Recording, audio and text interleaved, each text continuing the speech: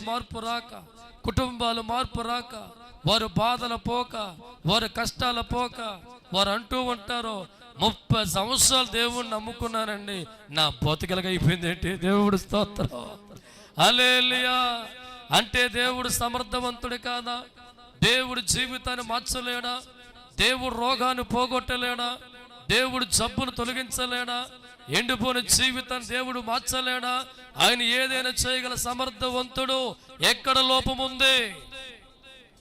పిలుపు తగ్గ జీవితాన్ని చూపించకపోవడం వల్లే ఒక ఏకు మేకుగా నీ జీవితం మారి ఆస్వాదించే దేవుడి చేతుల్లో ముళ్ళుగా గుచ్చుకొని ఆ కమ్మన చేతుల్లో ఉన్న దీవెన పొందలేక ఏడుస్తున్నావు. నీ కుటుంబాన్ని బాగు చేసే ఒక పిలుపు దేవుడు పిలిచినప్పుడు, నీ జీవిత అభివృద్ధి పరిచే పిలుపు ఒక దేవుడు పిలిచినప్పుడు, నీ బతుకంతా ఒక వెలుగుగా దేవుడు మార్చాలని నీ జీవితాన్ని పిలిచి ఒక రక్షణ భాగ్యం ఇచ్చి ఒక బిడ్డగా ముద్ర వేశాడు. ఆ పిలుపు తగ్గ జీవితాన్ని కనబచ్చు వారు దీవించబడతారు. ఎవరైతే దేవుడు పిలుపు తగ్గట్టుగా ఒకప్పుడు లోకంలో ఉండేవాన్ని, ఒకప్పుడు పాపంలో ఉండేవాన్ని, ఒకప్పుడు జోకరుగా ఉండేవాన్ని యేసు నా జీవితాన్ని పిలుచుకొని ఒక రక్షణ భాగ్యం ఇచ్చాడు అని ఎవడైతే గుర్తించి ఆ పిలుపు తగ్గట్లుగా నేను జీవించాలి అని నిర్ణయించుకుంటాడో వాడు దేవుడి చేతుల్లోకి వచ్చేవాడిగా మారిపోతాడు. వారి కుటుంబాలు పిలుపు తగ్గట్లుగా వారు జీవిస్తారు కనుక ఆ పిలిచిన వాడికి నమ్మకస్తుడిగా కొనసాగే బిడ్డలుగా మారుతారు కనుక పరిశుద్ధాత్మ దేవుడు వారి కుటుంబాల్లో తోడుగా ఉండి, వారి జీవితాల్లో దేవుడు తోడుగా ఉండి, వారికి అండగా దేవుడు నిలబడి గత కాలంలో వారికున్న కష్టాలు, బాధలు, కన్నీలు, ఆపద, భేద అన్నీ కూడా పిలుపు తగ్గ కలిగిన వారి జీవితాలని అలా దీవించుకుంటూ పోతారు. దేవుడు స్తోత్రం. 100 మంది దేవుడు నమ్ముకుంటే 90 మంది జీవితం అడుక్కు తింటున్నాయి. 10 మంది జీవితాలు మాత్రమే దేవుడి చేతుల్లో వాడబడుతున్నాయి. 100 మంది కుటుంబాలు దేవుడు నమ్ముకుంటే 90 మంది కుటుంబాల్లో బాధలు పోవటం లేదు, కష్టాలు పోవటం లేదు, స్థితి మారటం కారణం ఈ 10 మంది జీవితాలకు కూడా పిలుపు తగ్గట్లుగా వారి అనుభూతి మార్చుకుంటూ ఉన్నారు. వారు పిలిచిన దేవుడు నమ్మదగిన దేవుడని, మా పిలిచిన వాడు పరిశుద్ధాత్మ దేవుడని, నేను నలిగిన వాడు దేవుడు పరిశుద్ధుడు కనుక నా జీవితం దేవుడికి అనుకూలంగా మారాలని ఒక అడుగులు వేసేవారుగా వారి జీవితాలు మారి దేవుడి పిలుపుకు అనుకూలంగా వారి జీవితాలు మార్చుకొని, వారి ఆలోచనలు మార్చుకొని, వారి తలంపులు మార్చుకొని, వారి నడవడిక మార్చుకొని, వారి చూపును మార్చుకొని ఆ దేవుడి చేతుల్లో వారి కుటుంబాన్ని పెట్టారు కనుక, వారి బ్రతుకుని పెట్టారు కనుక మార్పు చెందిన కుటుంబాలు చూసే దేవుడు వారి కష్టాలని, వారి బాధల్ని, వారి కన్నీరిని, వారి సమస్యని తగ్గగలిగిన జీవితాలను ఆస్వాదించే తండ్రిగా మారిపోయాడు. దేవుడు స్తోత్రం. ఈరోజు నువ్వు అనుకున్న వ్యక్తి అయితే నిన్ను పిలిచి రక్షించిన దేవుడి చేతుల్లో అనుకూలంగా జీవితాన్ని మార్చుకో.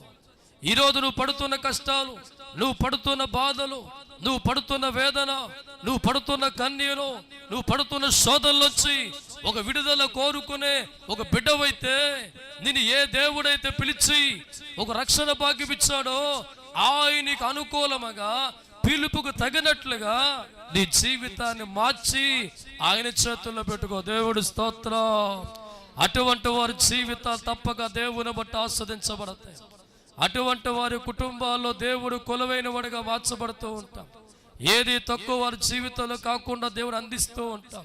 కాలక్రమేపన వారి జీవితాల్లో పేదరికం పోతుంది, కాలక్రమేపన వారి జీవితంలో ఉన్న కష్టాలు పోతాయి, కాలక్రమేపన వారి ఒంటిలో ఉన్న అనారోగ్యాలు పోతాయి, కాలక్రమేపన వారి జీవితం వెంట ఆత్మలు, సాతానాత్మలు కొట్టివేయబడతాయి. వారు మనుషులు చూస్తుండగానే, బంధువులు చూస్తుండగానే, చుట్టాలు చూస్తుండగానే పేదరికములోంచి, దరిద్రములో నుంచి, అనారోగ్యములోంచి, అప్పుల్లో నుంచి, వేదల్లోంచి విడిపించబడి ఉన్నతమైన స్థానములో వారు కూర్చుంటారు. దేవుడు స్తోత్రం. హల్లెలూయా. పిలిచిన వాడికి అనుగుణంగా జీవితం ఉందో చూసుకో. అందుకే ఆనాడు ఎపిసే సంఘముతో దేవుడు రాయించిన మాట, ఆనాడు సంఘస్థులు దేవుడు నమ్ముకున్నారు కానీ పిలుపు తగ్గ జీవితం ప్రభువు చూపించలేక, సంఘ అభివృద్ధి లేక, ఆశీర్వాదం లేక, దీవెన లేక, కన్నీరు వంటి పరిస్థితుల్లో వారు మునిగిపోతూ ఉంటే అపోస్తలుడు పౌలు పలికిన మాట, నేను పిలిచిన వాడికి అనుగుణంగా పిలుపుకు తగినట్లుగా మీరు బ్రతకండి అని చెప్పి బతుమాలుతున్నాడు. దేవుడు స్తోత్రం, హల్లెలూయా. ఒక మనిషినికి సహాయం చేయాలంటే ఆ మనిషికి అనుకూలంగా నీ జీవితం మారితే తప్ప సహాయం రా. ఓ రాజకీయ నాయకునికి సహాయం చేయాలంటే వాడు చెప్పి చేతులకు వెళ్ళకపోతే సహాయం రాదు.